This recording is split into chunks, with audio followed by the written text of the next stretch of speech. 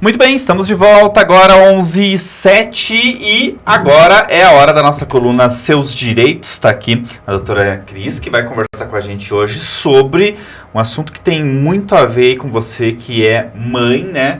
E que tem a medida protetiva contra o pai do seu filho, né? Por um ex-marido, ex-namorado, né? Um ex-companheiro, enfim. Ex-encosto. Um ex-encosto, né? Com o qual você, né, teve a infelicidade de ter um filho.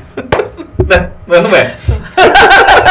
Não pelo filho. E aí, não pelo filho, né? Mas Claro. pelo companheiro. E aí, como é que fica? Existe essa medida protetiva, se estende à criança? Como que funciona isso? A doutora Cris vai explicar pra gente hoje. Seja bem-vinda, primeira vez aqui no programa, né? Bom Bom dia, dia. obrigada pelo convite, obrigada Estela, Ednei, a doutora Andriele, né, que me deu a oportunidade, Imagina. interviu aí, né. Eu que agradeço. É um Então, prazer. Obrigada. Então, assim, Ednei, é um assunto muito recorrente e também de muita dúvida, né? A questão da medida protetiva se estende aos filhos. Lógico, obviamente se avalia caso a caso, né? Não pode se generalizar a medida protetiva contra a mãe no âmbito ali da Maria da Penha para assegurar uma medida contra a mãe, desde que se tiver algum risco à criança, se estende à criança, né? Mas desde que seja decidido por meio judicial. A medida protetiva contra a mãe não impede as visitas do genitor, né? Mas, Cris, se nesse caso o pai bateu na mãe, ameaçou de morte, apontou uma arma pra ela, esses fatores, por mais que ele seja um pai amoroso, nunca fez isso pra criança, esse fator dele ser um risco pra mãe, pode contar? Como eu falei, Ednei, depende da avaliação. Caso a caso, né, e depende da decisão do juiz. Geralmente, quando não se vê risco para a criança, o pai precisa continuar tendo o contato com a criança. E essa avaliação, ela é um tanto quanto subjetiva, porque é o juiz que vai fazer Sim, baseado nos fatos. baseado nos fatos de cada caso, né? Mas daí, doutora, no caso, eu tenho um filho com alguém que me agrediu, digamos assim, eu vou pegar, o pai tem direito de ver meu filho, eu vou deixar ele, tipo, na casa da minha mãe ou na casa da minha irmã para que eles possam se encontrar. Exatamente. Porque tem um limite de... Sim, né? porque tem um limite de o distância, né? agressor e a vítima, eles não podem ter contato, dependendo ali, não pode chegar a 500 metros da casa, ou enfim, né?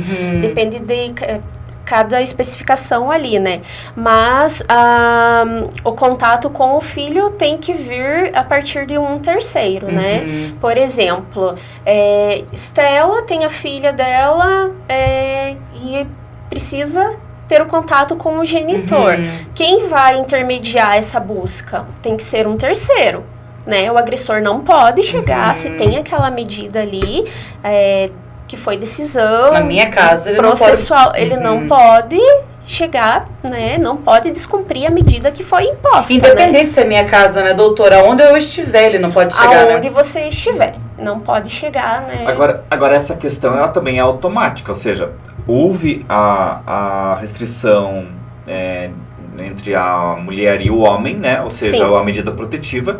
Isso nada interfere no direito dele de ver a criança. Não. Quer dizer, isso é automático. Ele passa, a partir de então, que ele tem a medida protetiva, ele não pode se aproximar da mãe. Da mãe. Mas ele tem direito total de visitar as crianças. Isso. Salvo ela entre na justiça para pedir que ele também seja afastado. Isso, salve ele tenha Feito algo pra criança. algo para criança, né? Daí também é feito... E geralmente quando a mãe entra com a medida protetiva contra o pai, ela já pede para ele não ver o filho também? Na maioria das vezes não, Ednei. A maioria das vezes a medida protetiva apenas contra A mulher. a mulher. A mulher não tem Não. esse Aí desejo. geralmente o juiz já verifica ali e já informa. Não acho que... O que acontece? Da medida protetiva, as mulheres às vezes elas acham que automaticamente se estende, né, aos filhos. A medida protetiva contra mim, então você não pode chegar perto do nosso filho. Não é assim que funciona. Precisa de uma decisão do juiz, né, no processo ali, em 48 horas, se estende ou não a criança, né, se corre o risco, se é necessário a medida protetiva também contra o agressor, né, que ele não chegue perto do filho, né, também. Também. E é assim, quando o agressor é preso, como é que funciona daí? Quando o agressor é preso? A criança é levada para visitá-lo? Como é que funciona isso? Geralmente não. Né, eu não sei assim como está funcionando na prática, porque o que acontece? Geralmente nas visitas precisa da genitora, né? Aí precisa fazer cadastro, precisa de documentação. Então, eu não sei assim na prática aqui como que tem funcionado, sabe? Essa questão de visitas, assim, de genitor preso. O Pedro Felipe está comentando um tema muito importante ser debatido, né? E advogados explicando muito bem. Parabéns a todos. Obrigado, Pedro. E agora, doutora, entra aí também uma situação muito delicada, que é preciso ser dita, que é a questão da alienação parental. Certo. Porque a gente sabe que às vezes a mulher usa uma briga, né? Usa uma discussão, ou a própria raiva que ela tem do homem, né? Do ex-marido, para colocar os filhos E aí, como é que funciona essa questão? Então, Ednei, é muito usual, comum, né, que se use a medida protetiva como uma forma de alienação parental, né, para bloquear o contato a mãe tá com o problema com o genitor e ela quer tentar impedir ou prejudicar, né, apesar de que, né, cada assunto, dependendo do caso, né, a gente não sabe a forma ali que aconteceu para que ela tenha conseguido essa medida, né, mas é muito comum de se utilizar da medida protetiva para que seja prejudicado, né, o contato, a visita entre genitor e filho. E nesse caso, aí entra como que a justiça age? Porque como que se detecta a alienação parental? Também, né, através de processo, né, judicial em autos, processo separado, né, informando, né, ou o pai, né, ou o próprio Ministério Público verifica a ocorrência, né, da alienação parental, é feito um estudo com psicólogos, terapeutas, então a partir disso, de laudos, é que se constata a alienação parental. Isso é muito sério. Eu já vi situações assim, doutora, de crianças que cresceram odiando o pai, né? Sim. Porque a mãe impediu o pai de ver. E a criança não leva isso em consideração, porque ela tem só a versão da mãe, né? Exatamente. É bem complicado, assim, essa questão, Ednei, porque o que acontece? A criança, ela cria um vínculo com, né, um vínculo de afeto e contato, então ela tem um período ali, até 9, 8 anos, que, né, tem só uma história, né, então ela vai só pela história da mãe ou pela história do pai, ela cria uma versão pelo pai ou pela mãe, enfim, né? E é bem complicado de retomar. Não é nem retornar, é criar novamente o vínculo, né? É muito difícil. É bem difícil. Então, assim, se trata, né, lógico, de um conjunto de análises da criança, né, com profissionais qualificados, psicólogos, para que consiga, né, recriar esse contato, né, esse afeto. O Everton está perguntando aqui, e quando há a questão de a mãe ser um risco para a criança, como é que funciona para o pai tentar tirar? Vamos citar um exemplo, ele não citou aqui, mas vou pensar assim, uma mãe que tem a guarda do filho, está separada do pai e ela usa drogas, por exemplo. Sim. Ou bebe bebida alcoólica, né? é uma forma de medida protetiva também. O que acontece, Ednei? A gente possui algumas formas de medida protetiva. A gente está abordando o assunto aqui, que seria a medida protetiva com base na Maria da Penha, né? Mas existem também as medidas protetivas ali, que são direitos e asseguram a criança e o adolescente, e assim como o Estatuto do Idoso também, né? Então, também é possível, né, que não seja... Que seja pedido. pedido. Mas é mais difícil, porque existe aquela prerrogativa de que a mãe é mãe, né? Quer dizer, é a pessoa certa para criar. Não é... assim, meio que se criou um mito, sabe, Ednei, nessa questão de que, a mãe e o pai. Mas, assim, a gente tem muitos casos, principalmente na região, de que os pais criaram, a mãe abandonou. Muitos casos, né? Então, E tem mãe que também pega, né, doutora, a criança e vai embora.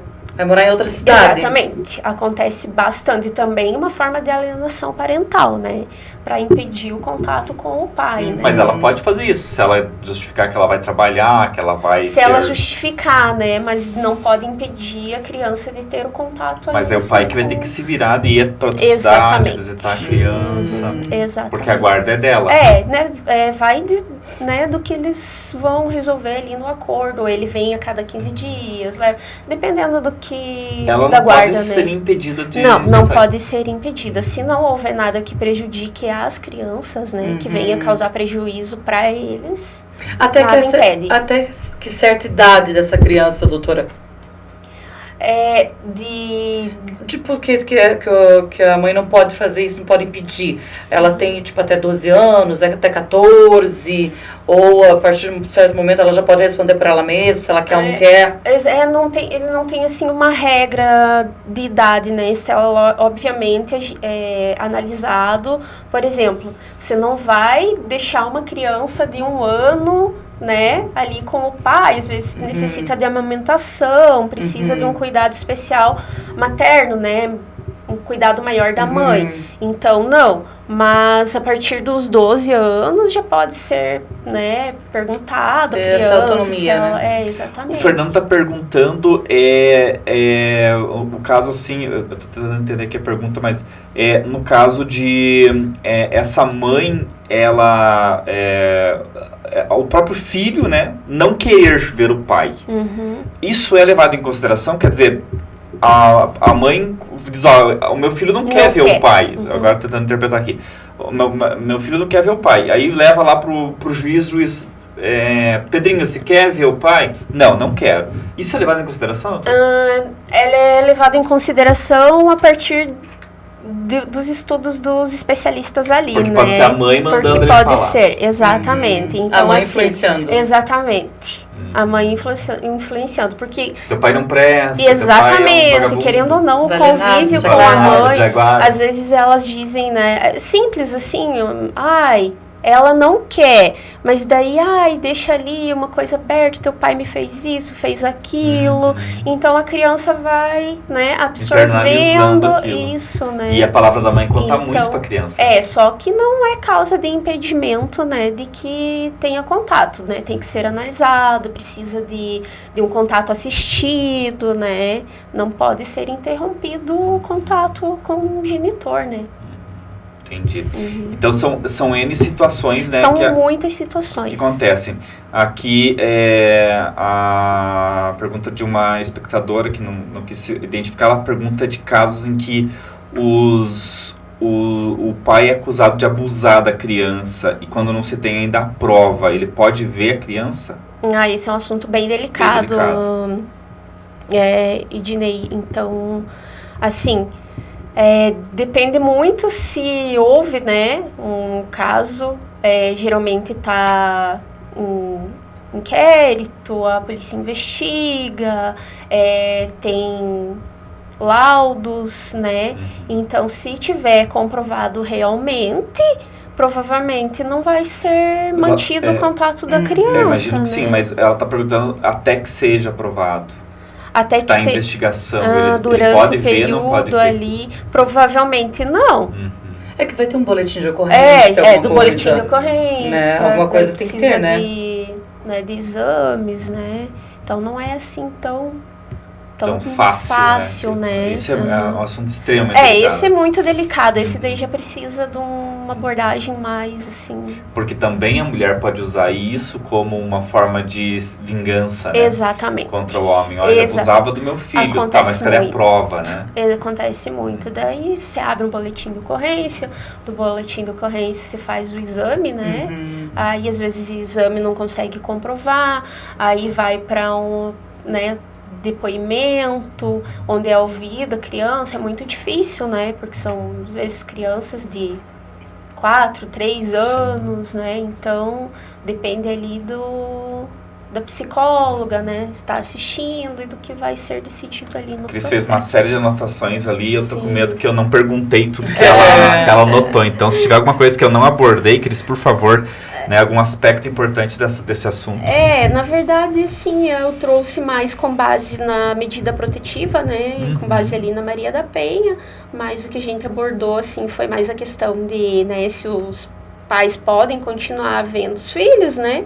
Então, é analisado, né? Como eu falei, é muito difícil pra gente falar de um assunto, né? O direito, o processo cada caso é um caso, né? Cada caso é um caso. Não existe. Se fosse fixado uma sentença para isso, para aquilo, mas Que bom que cada caso é um caso, né, Cris? Porque, como diria, foi Dostoiévski que disse que cada família feliz é igual, mas as tristes são tristes da sua maneira, exatamente, né? Exatamente. Então, cada uma tem a sua tragédia pessoal, né? Então, assim, né? Obviamente, hoje a medida protetiva é um assunto, assim, muito importante para nós mulheres, né, para a sociedade. A gente teve um avanço muito grande nessa questão de proteção da mulher, né?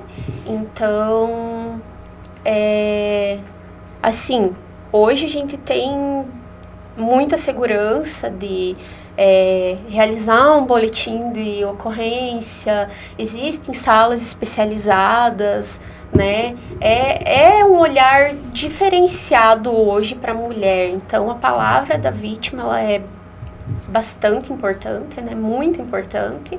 Então, assim, é só essa questão de realmente dos filhos ali que é mais complicada. Então, né, depende, assim, tem aquele eixo para você não ultrapassar, que se transforme numa alienação parental, né? Mas isso analisado caso a caso. E a própria mulher, ou até o homem, tem que se policiar, porque o rancor, o ódio, a raiva, né? Exatamente, faz com nos cegam às vezes, né? Isso, faz com que prejudique, né? E aí você tá prejudicando o teu próprio filho, Exatamente. Porque é uma criança que vai crescer sem o carinho do pai.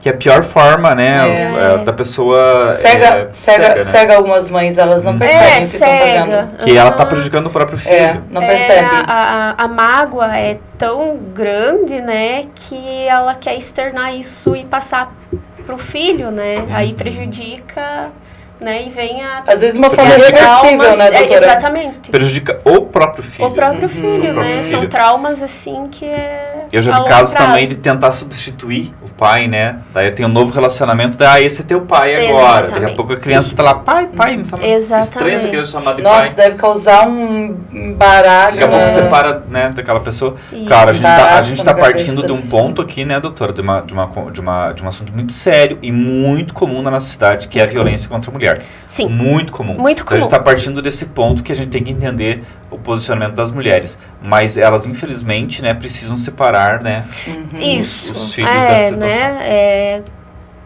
não deixar de denunciar, ter a segurança, saber que existem leis que as protegem, né? Mas analisar o seu caso, né? Não interferir ali com o filho, né? Lógico, se for necessário, é tudo questão judicial, né? Não sou eu, não é a mãe quem vai decidir, né? Tem que ser questão judicial. O juiz decide e a partir dali o agressor tem que cumprir, e da mesma forma a vítima também, né? Não chegando perto, não tendo contato, não mandando mensagens, né? Então, a vítima também faz a sua parte. A vítima precisa fazer sua parte também, né? doutora Criselli, então, conversando hoje com a gente sobre a questão relacionada à guarda compartilhada, a guarda, né, das crianças a partir do momento, então, que há uma medida protetiva da mãe contra o pai da criança. Queria agradecer imensamente a presença da doutora Cris. Me corrigi aqui, eu troquei os russos, né, Dostoiévski, Tolstói, que disse: todas as famílias felizes se parecem, cada família infeliz é infeliz à sua maneira. Essa é a frase que abre o Catatal Ana Karenina, que é um dos livros mais importantes dele. Obrigado, doutora Cris, e deixa espaço para você se pela despedir. oportunidade, né? Agradeço novamente, né, a doutora Andriele Quirino e vocês pela oportunidade. Sempre que precisar, estou à disposição. A gente Obrigada. quer que volte, sim. Bom, Obrigada. E a doutora Andriele também queremos que volte. É. Então, né?